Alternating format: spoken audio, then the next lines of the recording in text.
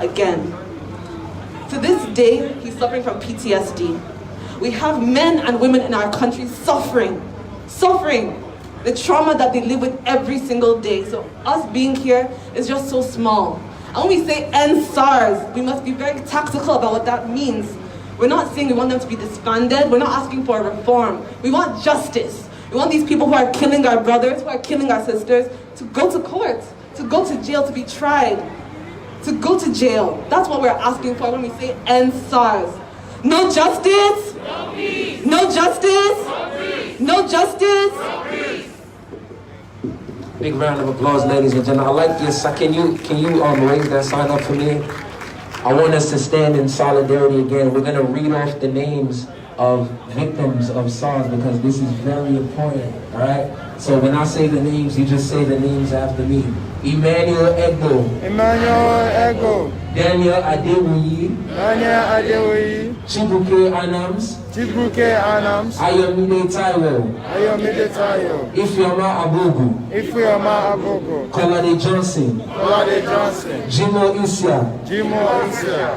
Peter Iforu. Peter Iforu. Tina Ezekwe. Tina Ezekwe. Tony Oroma. Tony Oroma. Harry Ataria. Harry Ataria. Endsars. Now. Endsars. Now. Endsars. Now. Now, next person I want to introduce to you, ladies and gentlemen, is one of our artists out here. He goes by the name of Poppy Ojo. Let's have a big round of applause for Poppy Ojo. Good afternoon, guys. Good afternoon. Good afternoon. Once again, thank each and every single one of you guys for coming out here. It's not easy. Some of us miss work. Some of us are missing money, but we're here because we have one mission. And that mission is to what? Endsars. That mission is to what? Endsars. For a lot of people like you or like me, I came here when I was 11 years old, feel me? So I didn't really personally get to experience what my cousins, my uncles, my aunties are experiencing back home. But that doesn't mean that we can't do stuff to help people back home. We have family members, we have friends, classmates that are going through these things. I saw a video yesterday of a guy getting shot for no reason, for just standing.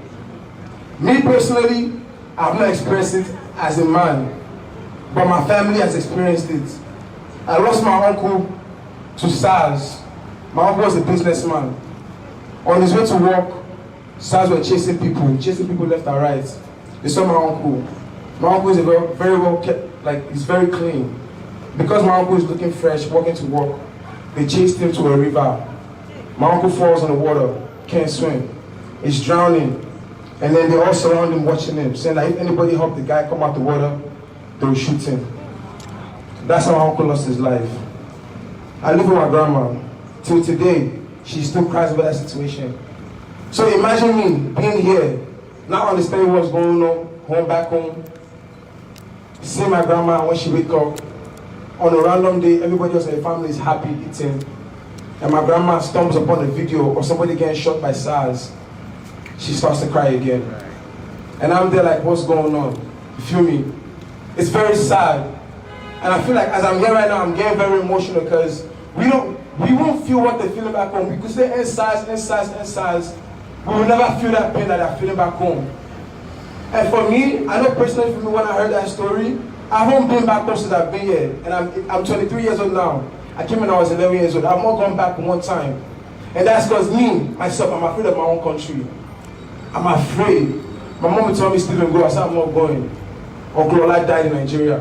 I lost 2 uncles to SARS. 2. My grandma gave birth to three boys, 3 girls. She lost 2. My dad is the only one left. Imagine her sorrow. I can't go back there. I'm afraid. But today, seeing as we're all united, it has given me the strength to go back home in whatever way I can to make change.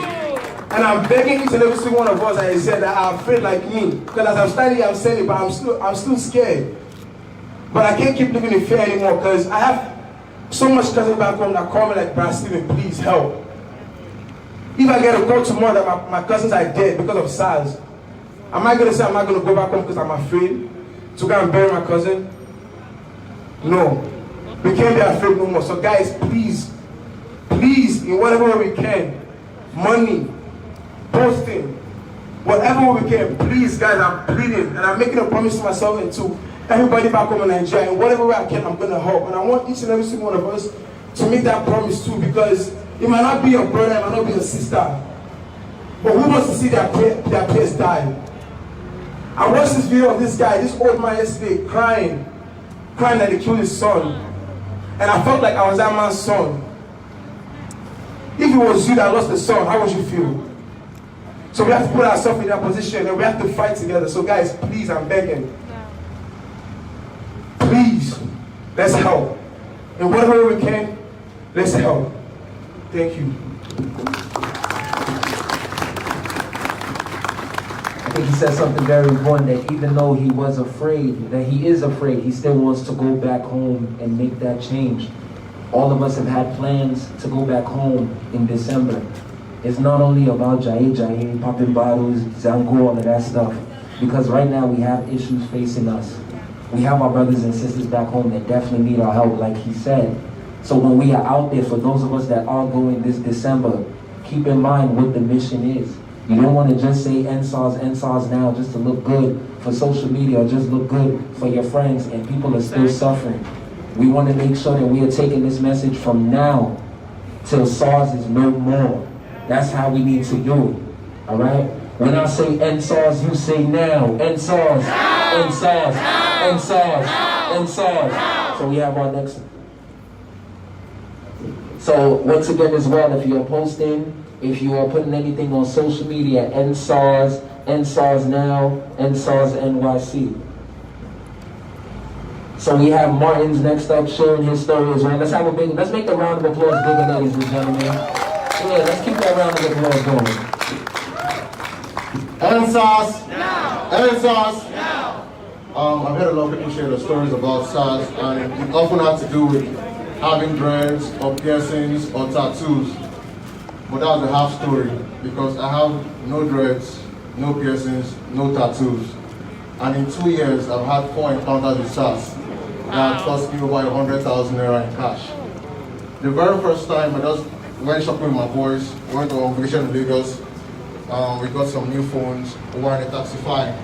And in the hold up in the traffic, they just came with civilian uniforms, flashing their gun and ID card, and told us to come out. So I was riding shotgun, I was in the front seat, and I'm just stubborn as hell because I went to the military school myself. So I refused to come out, and before I knew what was happening, my boys were in the Moluwe explaining themselves. So when I came out, they bundled me in, took our phones, made us unlock our phones at gunpoint, and they started checking our email, our galleries, and they were going through our bank alerts. It made us open our mobile phone bank apps to see how much we had in different accounts. And they started driving us around and started looking at our pictures. And the only way we were able to leave was God was so kind. At that very point in time, my dad started to call. And they had no trouble to let me pick my phone. And they're like, oh, you be Christian boy, you love your father, you love your papa, how gonna let you go? And then you drop us at the random bus stop. That same day, I don't know if it was God's sign that I shouldn't have been in Lagos, but that same day in the evening, we were about to go get dinner, and they stopped us again in a different area of Lagos on the mainland at Dopemu. And this time they were like, okay, I'll be Yahoo boy, I'll be Yahoo boys, here your fingernail long. Now waiting to use to control for night. I was like, what does the length of my fingernails have anything to do with being a criminal or being anything? And we showed them our office ID cards, nothing changed. And the only way we left was when you gave them 5K. The fourth time was the last time I had encounter with these people. And it was the worst, because then I just lost both grandparents, buried them, and I just got back to Lagos. Again, I was with Taxify, which makes me start to think, are these guys working with SARS? Because somehow, they always drive to where the SARS are stationed, and when they are harassing us, they say nothing. And all they want to do is, okay, make I end the trip, they go. What the fuck are you saying? You're going to leave me here in the middle of the night or in the middle of the day with these guys. And it's always been terrible. So like, I want to change the narrative that it has nothing to do with how you appear, how you're dressed, what qualifications you have. Everybody's a target, regardless of gender or regardless of the sexual orientation. It doesn't make any difference to them. All they want is their money. And in my case, they didn't even want transfers. Like, oh, so you want transfer to go fit Chakos Babi? He took me to the ATM at gunpoint and made me withdraw 100,000 naira in cash. What was my crime? My driving permit was 2 months expired, and I didn't bother renewing it because I knew I was leaving in the next month. And that was why they took 100,000 naira from me and my cousin in cash right there in Lekki at Lekki Gate. So SARS is evil, and it is not a representation of Nigerian mentality or anything. They are spawns of hell. And this thing has been happening since the days of the Bible, because even in Luke 4:13, Jesus tells the soldiers, like, you don't need to extort people or kill people falsely. Be content with your wages. If you don't believe me, you have the Bible, you can look it up. So this is just pure evil. It's not Nigerian evil. It's not African evil. It's just evil. And with all I want to say is, whatever you can do to support, cash, online trends, whatever, just support. Everyone is a target. Nobody is safe. Don't be fooled. Nobody is safe. Endsars! Endsars! And one more thing, because some people are like getting satisfied with the reform. That reform is bobo, is wash. They changed the name from NEPA to PHCN. How far? Like they? No. They want to change the name from SARS to anti-kidnapping or anti-cultism. They are rebranding criminals.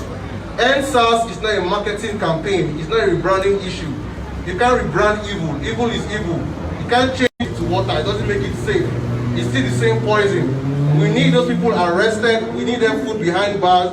We need their guns taken away from them, because if you disband them and they live with their guns, they'll just become the full-blooded criminals that they are. Period. Endsars!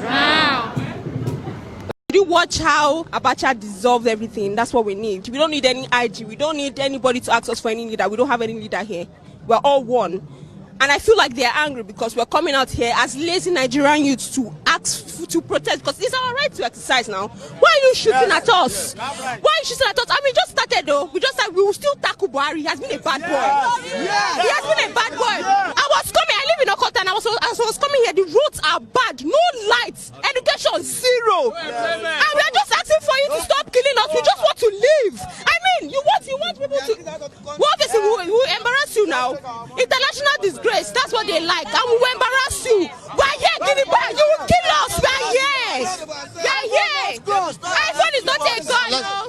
Since you've been here for a couple of hours, right? Yeah. Now, how has the protest been like? Has there been any clapback from the police? They came with guns, so do I look like a criminal? No. I'm here to protest and they came with guns.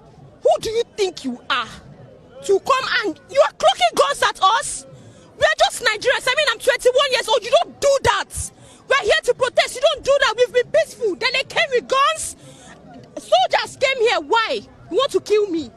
But has anybody been hurt so far? No, nobody has been hurt now. We dig the bar. We pin. Thank you very much. We have one of... For those of you who don't know the story of Chijoke, I'm just going to tell you what happened quickly. So Chijoke was 20 years old in 2012. And he went for a child dedication. He was picked up there and he was allegedly taken to SARS office. When his family went to look for him, they were told that he had been taken to the headquarters. They went there to find him. His mother spotted him being brought into the station and she said, "That's my child." And the officer in charge of that station, the notorious Nwanfo, asked them to boot her and the family out of the premises, and then they were pushed out. Since then, they haven't seen Chijoke again. The next time they went, the officer Nwanfo boasted that he shot Chijoke, and there's nothing anyone can do about it. They searched for him, and then some other officers told the parents that it's possible he hasn't died, that the man could just be bluffing. They should bring some money to bribe him. The father brought some money. The officer said the money was too small. The father went, sold his land, sold some properties, raised 3 million, gave it to the man. The man said 3 million was chicken change. And the most horrifying part of this story, if you're a parent, that man, CSP Nwanfo, made Chijoke's dad to look for Chijoke's body in a river of dead bodies. He made him turn every single corpse upside down, searching for his son. I can't imagine what that man was going through. One part of him would think, let me find this body so that we can have closure. Another part of him would think, let me not find this body so that we can have hope. This is the impunity with which officers have treated us. They came to Abuja to seek justice. The state CID told them they would have to pay money to transport officers down to the state where it happened to investigate. We have no system. We cannot get tired. Are you tired?